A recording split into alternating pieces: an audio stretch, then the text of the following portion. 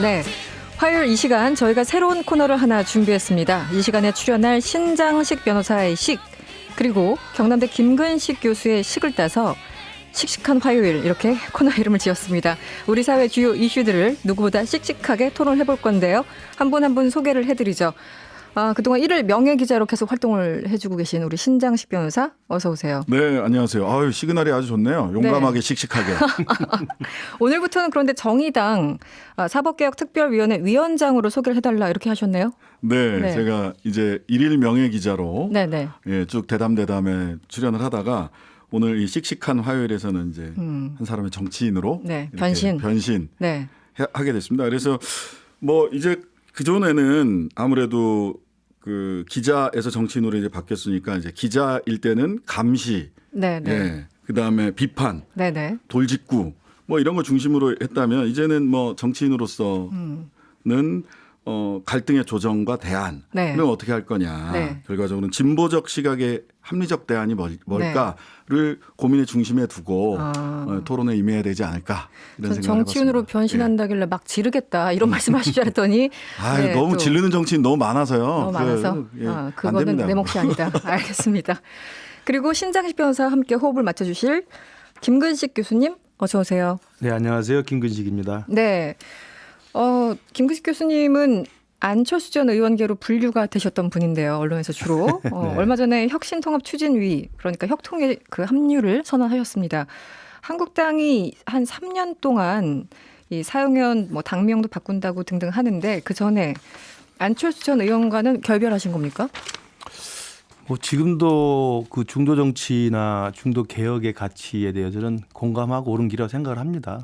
뭐 결별이라기보다는 지금 총선을 앞두고 이 중도 정치를 지향하는 정치 세력이 어떤 선택을 해야 되는가를 놓고 약간은 다른 생각을 갖고 있지만 저는 아직까지 정치는 생물이기 때문에 마지막엔 또 이번 총선에서도 합류할 수 있기를 기대하고 있고 또 인내심을 갖고 또 지켜볼 생각입니다. 네. 한국당이 지난 3년 동안 사용해온 당명을 통합신당으로 바꾸기로 잠정 결정했다 이런 보도가 나오고 있습니다. 혁통이 요청으로 진행이 됐다고 하는데요. 실제 맞습니까? 혁통위에서 요청을 한 건가요? 그러니까 혁통위에서 당명을 요청한 게 아니고요. 혁통위가 이제 내일 모레 정도 되면은 이제 통합신당 준비위원회를 새로 뜹니다. 그래서 이제 기본적인 창준 역할을 하는 건데요. 창당준비위원회 역할을. 그 통합신당 준비위원회가 이제 발족을 하면 거기에서 이제 당명에 대한, 왜냐하면 다 해체 모여서 새로운 당을 만들기 때문에 그러면 당명에 대한 논의를 할 거고 그 당명의 논의를 하기 이전에 한국당이 아마 자기들 스스로 자기들끼리 몇 가지 안을 가지고 이야기를 했던 것 같고 그중에 하나가 통합신당이라는 게 나왔던 거지 혁통위에서 공식적으로 논의한 적은 없습니다. 네.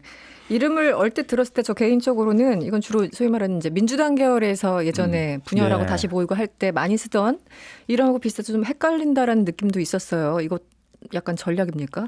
뭔가요? 그러니까 어떻게 보십니까? 사실은 이제 총선을 70일 앞두고 너무 지금 갑작스럽게 통합당을 만들기 때문에 당명이 어떻게든 미래적 가치도 좀 같이 반영을 해야 되고 그다음 국민들한테 와닿을 수 있는 것들을 해야 되는데 이제 막 이제 창당준비위원회 기능을 하는 통합신당 준비위원회가 뜨기 때문에 국민 공모 절차도 통하고 그다음에 여러 가지 논의를 통해서 새로운 당명을 잘 지을 수 있을 거라고 생각하고요. 이 통합신당이라는 건 가칭으로 일단 받아주시면 좋을 것 같습니다. 왜냐하면 지금 문재인 정권 심판을 위해서 일단 재정당 세력들이 특히 중도 보수가 모여서 통합당을 만든다는 거기 때문에 통합신당이라는 의미를 하는 것 자체가 이제 국민들한테는 일단 친숙하게 다가갈 것 같아요. 그런데 정당의 이름으로서는 사실은 어떻게 보면 네거티브한 이름이죠. 그렇군요. 신 변호사님 어떻습니까? 당명도 바꾸고 색깔도 좀 바꾼다고 하는데 어떻습니까? 이게 이제 두 가지 면에서 통합신당이 실제로 하고 싶은 말은 그 반문 정당이다, 반문 다 모여라고 하는 얘기를 통합신당이란 말로 약간 포장을 한 것 같다. 더 솔직하게 얘기하는 게 차라리 낫지 않나. 그래야 국민들이 이해가 바로 알아들을 수가 있으실 것 같거든요. 예전에 친박 연대처럼 반문 연대 뭐 이렇게 해야 됩니까? 내지는 안철수 신당 그런 게 오히려 나을 수도 있겠다는 생각이 들고요. 그다음에 하나는 실은 아까 뭐 우리 김근식 교수님도 말씀하셨는데 통합신당의 가치가 없어요. 그러니까 반문 말고는 가치가 없기 때문에 이 이름대로 가는 거는 약간 글쎄요, 국민들이 받아들이기 쉽지 않다라는 생각이 하나 들고요. 왜 당명을 바꾸나, 사실 새로 만드니까 당명을 바꾸는 게 맞기도 한데요. 이전에 우리가 새로 태어났습니다. 뭐 우리가 이제 뭐 새로운 정치를 열겠습니다 했을 때 그 전에 보면 당의 대표적인 리더를 교체하거나 네. 또는 당명을 바꾸거나 이렇게 했단 말이죠. 그렇죠. 예를 들면 이랬죠. 박근혜 전 대통령 같은 경우는 네. 그 당 간판 현판 들고 천막 당사로 갔잖아요. 그랬었죠. 그러니까 네. 리더와 행태를 바꾸면서 국민들에게 새로운 정치를 보여줬던 이런 게 있었다면 이번에는 해처모여를 하니까 당명을 새로 바꿀 수밖에 없는 부분들이 뭐 있기도 하고 불가피한 측면이 있죠. 예. 네. 그다음에 실은 리더가 없다는 것의 반증이기도 합니다. 아, 저도 그렇습니까? 이제 좀 말씀드리면 네. 반문연대로 촉발이 돼서 모였죠. 그래서 이제 그만큼 저는 국민 여론이나 민심이 문재인 정권의 폭주를 막아야 되겠다는 일관된 여론이 있다고 생각이 들고요. 네. 다만 이제 우리 신 변호사 지적한 것처럼 미래 비전이나 가치를 담아야 되는 당명이면 더 좋겠다는 생각을 하고 있고 그래서 논의를 해볼 거라고 생각이 들고요.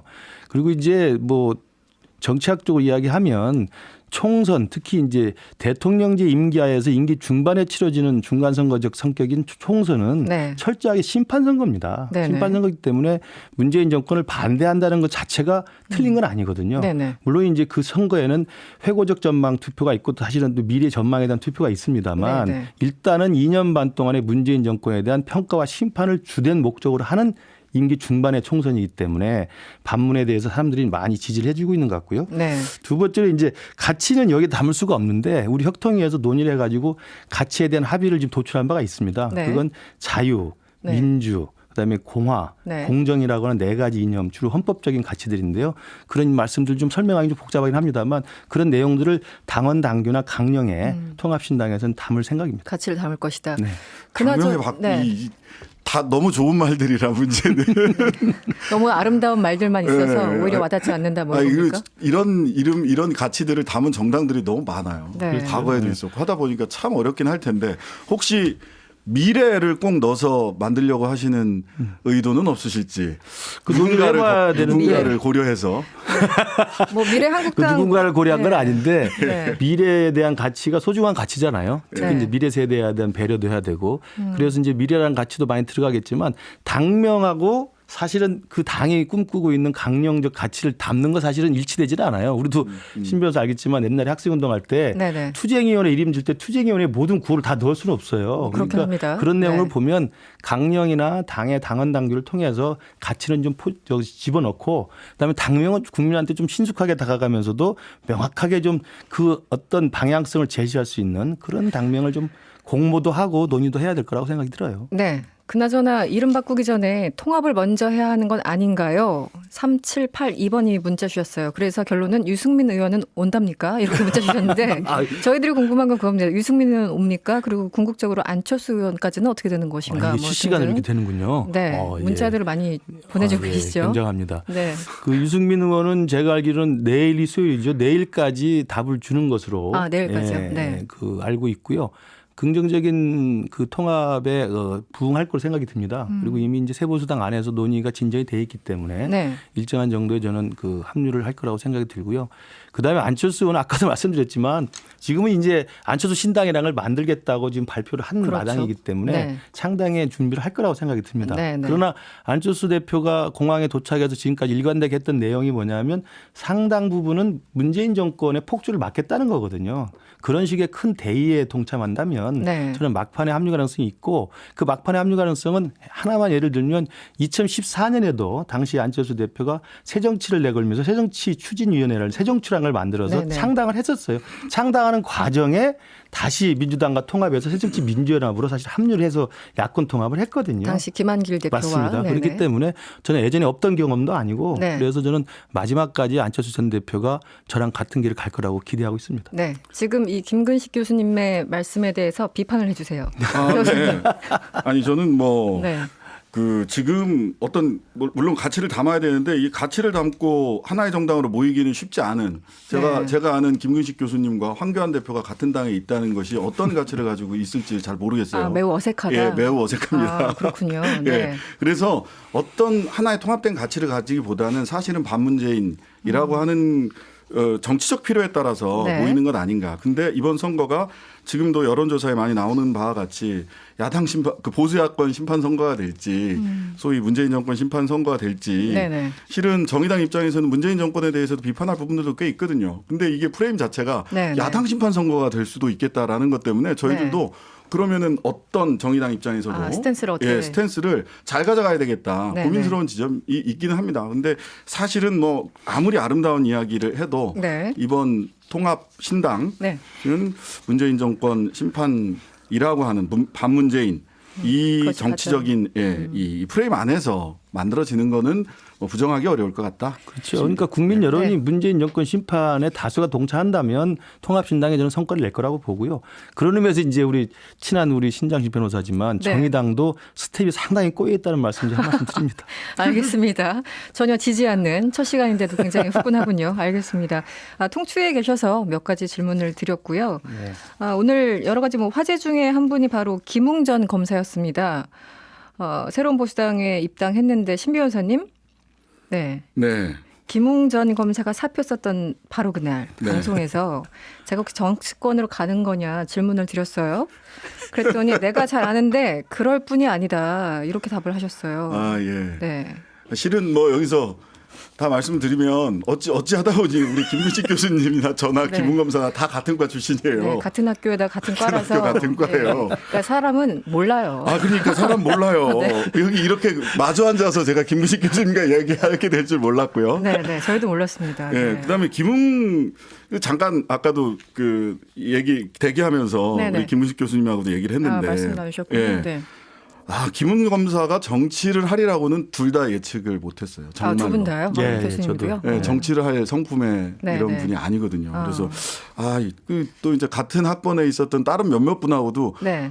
아니 김웅 검사는 왜 가신 거예요? 네. 잘 모르겠답니다. 주변 분들 다. 네, 다 의아해하는 선택이에요. 그래서 변호사님이 틀린 건 아니다 이렇게 얘기를 아니, 뭐 결과적으로 틀렸지만 모든 사람이 다 틀렸다. 네. 그러면 더 궁금해집니다. 이렇게까지 주변에 뭐 몇십 년 동안 직간접적으로 아시던 분이 다 그쪽으로는 안 갈 거야, 정치권으로 안 갈 거야 했던 김웅 검사가 굳이 정치권에 들어간 이유는 뭘까요?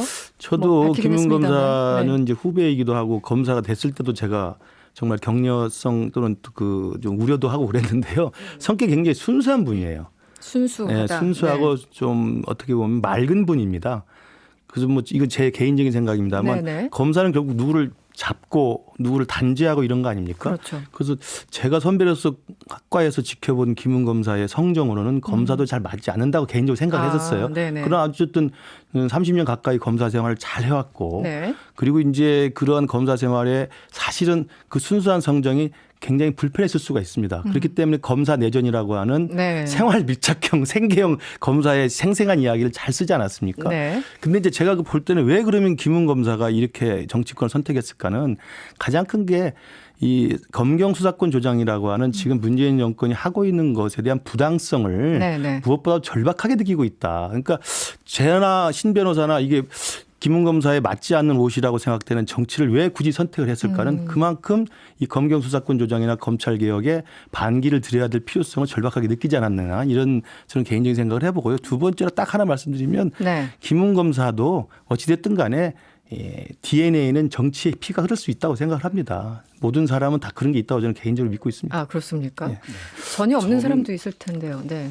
저는 사실은 뭐 예전의 김웅과 지금의 김웅은 좀 달라졌다라는 것을 오늘 그 기사 네. 그 입당 기자회견하면서 네네.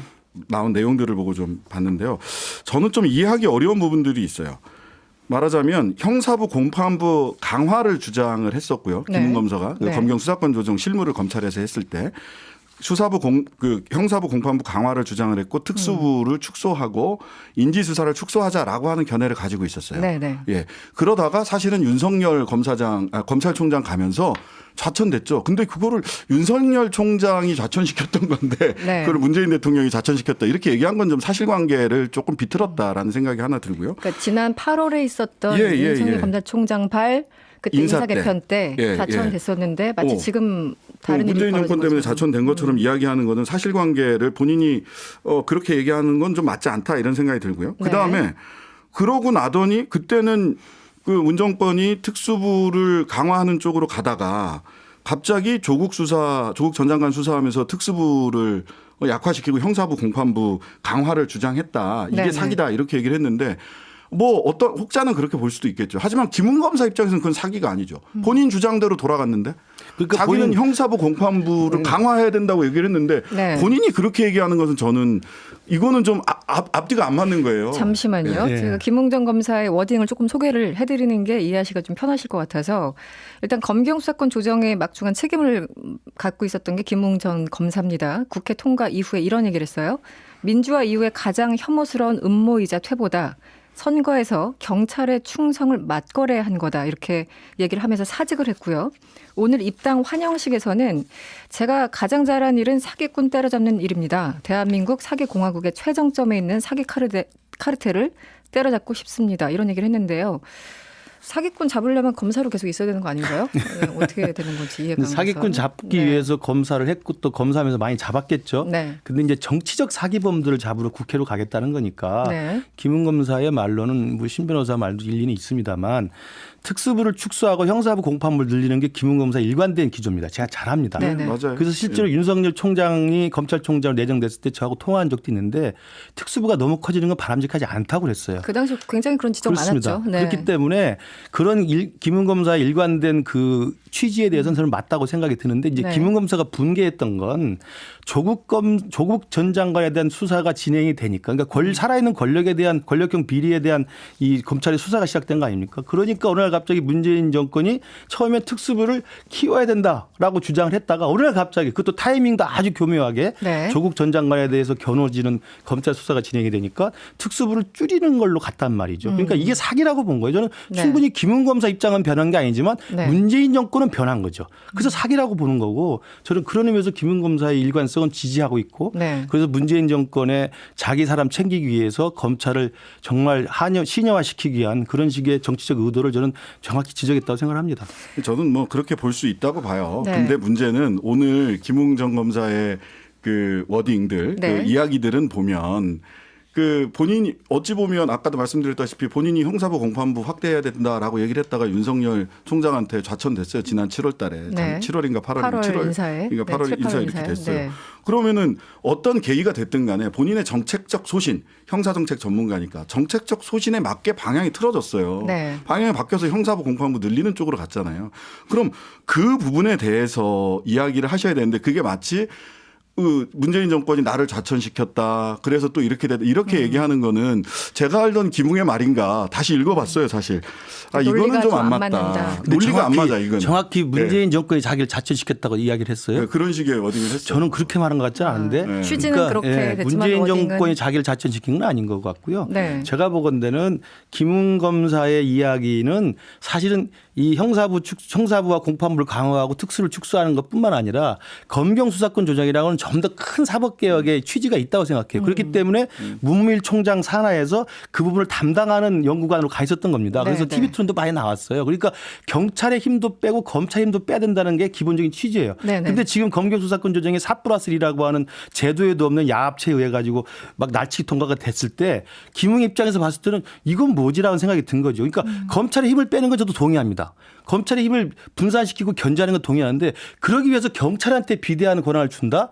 그것도 타이밍이 아주 교묘한 조국 권력 수사에 대한 어떤 이 무마용으로 했다는 생각이 좀 강하기 때문에 네. 저는 김웅 검사의 그런 지적은 저는 순수한 마음에서 충분히 할 수 있는 지적이라고 생각을 해요. 저는 그런 순수한 마음으로 정치를 시작하셔가지고 이거 버틸 수 있을지 잘 모르겠어요. 순수한 마음인지 아닌지도 오늘 네. 좀 의심스러웠는데 오늘 이 워딩을 나온 말씀들을 보면서. 근데 일각에서는 네. 사실 인재영이 전반에 대해서 이야기를 한번 해야 될 필요가 있어요. 네. 사실 김웅 전 검사를 비롯해서 뭐 이수진 전 판사도 그렇고 네, 네.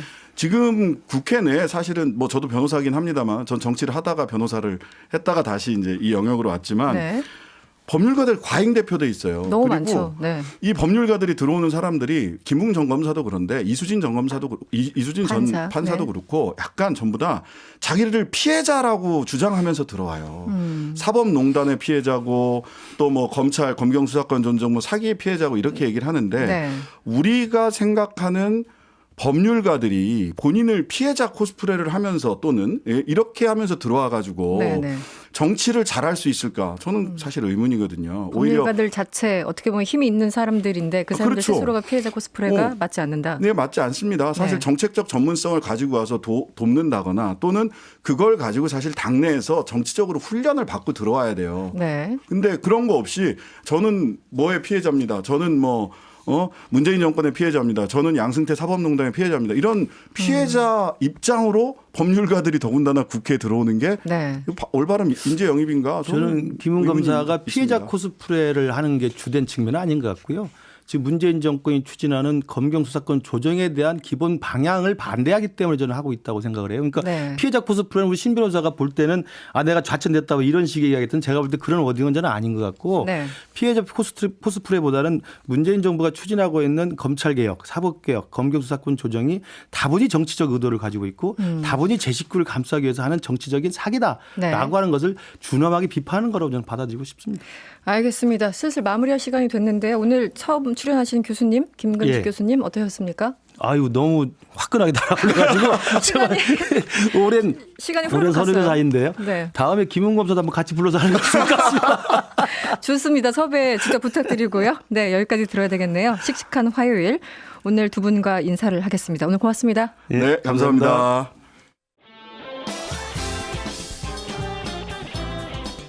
여러분의 퇴근길을 꽉 채워드립니다. 평일 저녁 6시 5분 이승원의 세계는 그리고 우리는